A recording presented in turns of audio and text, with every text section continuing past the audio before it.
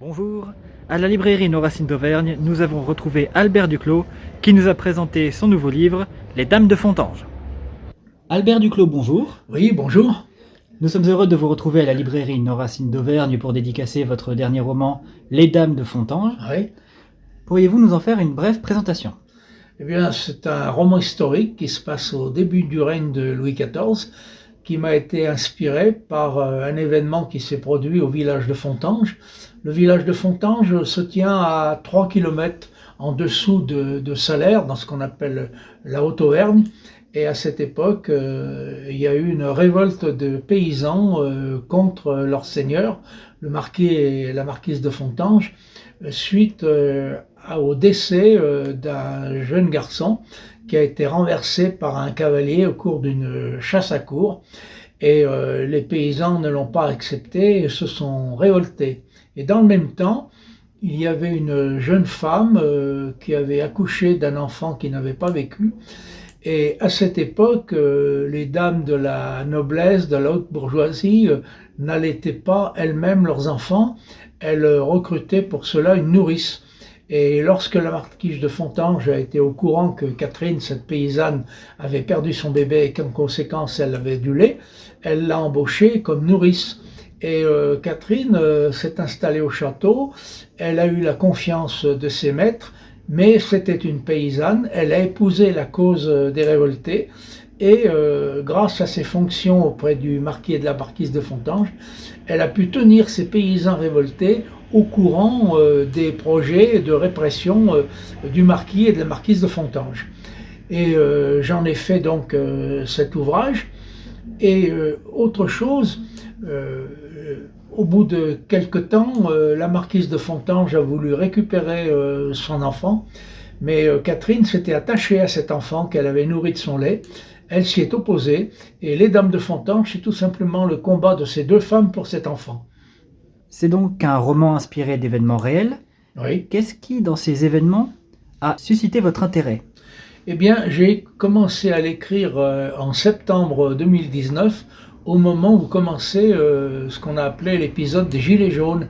Et les Gilets jaunes, c'était une jacquerie. Les jacqueries, c'était les révoltes de paysans. Au Moyen-Âge, jusqu'à la Révolution, on appelait les paysans les jacques. Et lorsque les paysans se révoltaient, eh bien, on appelait ça une jacquerie. Alors les paysans avaient de quoi se révolter parce qu'en fait, les paysans devaient payer d'une part l'impôt au roi, ils devaient payer l'impôt à la noblesse et ils devaient également payer l'impôt au clergé. Ce qui fait que lorsqu'ils avaient tout payé, eh ben, il ne leur restait pas grand-chose et la plupart des paysans vivaient dans une misère noire. Et lorsque le maire de Fontanges, à l'occasion d'un salon de livres, m'a raconté cette affaire, j'ai décidé d'en faire un roman.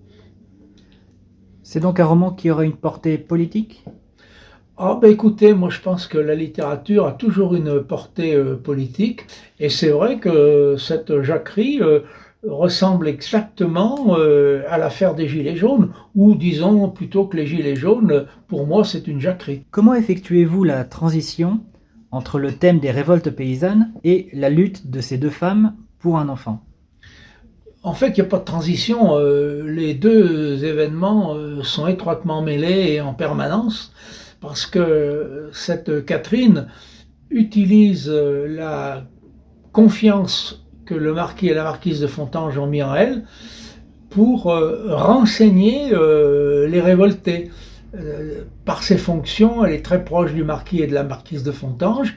Elle est au courant de leurs projets de répression, puisqu'ils vont faire appel aux troupes royales pour réprimer cette jacquerie.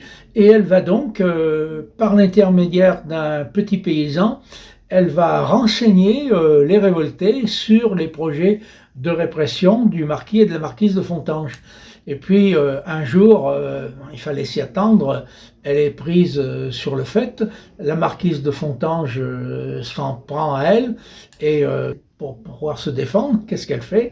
Elle va enlever le bébé pendant que la marquise n'est pas là, elle va s'enfuir du château avec lui, elle va rejoindre les paysans révoltés, et elle va négocier avec le marquis et la marquise de Fontanges. Vous cessez la répression ou vous ne reverrez pas votre bébé.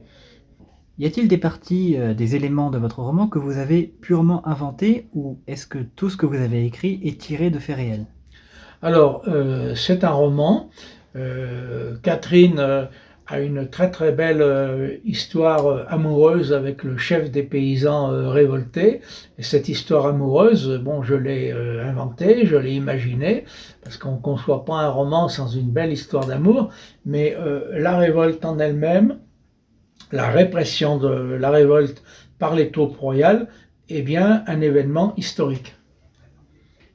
Cette romance qu'entretient Catherine avec le chef des révoltés a-t-elle une importance thématique ou s'agit-il simplement d'un élément qui est censé épicer, si je puis dire, le récit? Non, c'est une importance thématique parce que Firmin, le chef des révoltés, est un ancien soldat qui a été, on dirait, licencié parce qu'à cette époque-là, il n'y a pas d'armée régulière comme aujourd'hui. Lorsqu'une guerre est terminée, on renvoie les soldats. Et il y a eu une guerre qui a duré 30 ans, la fin du règne de Louis XIII et jusqu'au début du règne de Louis XIV. Firmin s'est retrouvé sans rien et du coup, quand il a vu cette révolte, il est passé à côté de Fontanges, il a épousé cette révolte. Pourquoi? Parce que les paysans, c'était des paysans, ils ne savaient pas se battre, ils avaient des fourches, mais ils n'avaient aucune tactique ni stratégie militaire. Et Firmin, avec un autre compagnon d'armes, qui lui au contraire savait se battre, il avait fait énormément de guerres, eh bien il les a véritablement aidés. Il en a même pris, on pourrait dire, le commandement pour leur permettre d'affronter les troupes royales, d'affronter également la noblesse qui était autour du marquis de Fontanges, de façon à pouvoir mener cette révolte à bien. Le mouvement des Gilets jaunes est officiellement derrière nous. En 2022, donc, qu'attendez-vous que les lecteurs puissent ressortir de la lecture de votre roman? Je pense que ça peut leur donner disons, un recul nécessaire pour comprendre les événements actuels, parce que on ne peut comprendre le présent que si on connaît l'histoire. Et ce qui se passe aujourd'hui n'est pas nouveau. Ça existe, je dirais presque, depuis la nuit des temps. On connaît tous l'aventure des esclaves qui se sont révoltés contre Rome, et des révoltes populaires, il y en a eu tout le long de l'histoire, et je pense qu'il y en aura dans tous les temps qui vont suivre. On a eu les Gilets jaunes, mais je vois en ce moment, au jour d'aujourd'hui, on a ce qui se passe en Corse, là, suite à la victimisation de Colonna qui avait assassiné un préfet, mais je pense que c'est pas nouveau et que des révoltes, il y en aura toujours. Eh bien, merci beaucoup pour vos réponses à ces questions et pour votre présence à la librairie Nos Racines d'Auvergne. Nous vous souhaitons beaucoup de succès pour votre roman, une bonne continuation, et nous vous disons à bientôt. À très bientôt, parce que le prochain est écrit, il est chez l'éditeur. Je pense qu'il va sortir en janvier prochain, comme chaque année je sors un nouveau roman. Donc j'espère que j'aurai le plaisir de vous rencontrer l'année prochaine.